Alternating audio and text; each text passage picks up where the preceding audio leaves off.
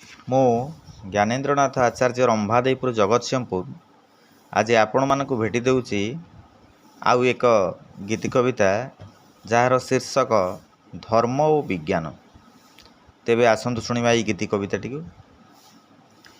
धर्म और विज्ञान दुई भाई परा, जणे अंध जणे छोटा।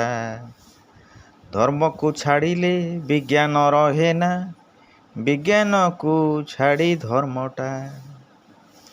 धर्म पिठी परे विज्ञान बसीण, परे विश्व परिक्रमा। धर्म को छाड़ीन विज्ञानटी पुणी, केबे तिष्ठी रही पारे ना। विज्ञान को छाड़ी धर्मर धारणा, हुए जे अंधविश्वास। काहारी भरोसा पाए नाई से तो, हुए शेषरे निराश। विज्ञान धारणा इनफानाइटी, धर्मरे से जे अनंत। हरि अनंत हरि कथा अनंत, कहितांती धर्मवंत।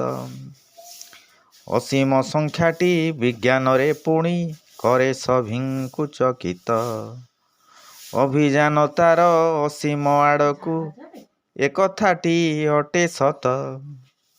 इसरो वैज्ञानिक गवेषणा, परे छाड़िले जे चंद्रायण। धर्मरे रखिण विश्वास पुणी, कले सफल परीक्षण। अभियान तांक सार्थक होईछि, विज्ञान पृष्ठभूमि रे। धर्म चेतना को धरिण हृदये, सफल हेलेटी भले। सफल हेलेटी भले। नमस्कार।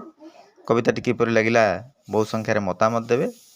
याकू निश्चय लाइक शेयर एवं सब्सक्राइब करिवे, एतिକି निवेदन कर रहउछि।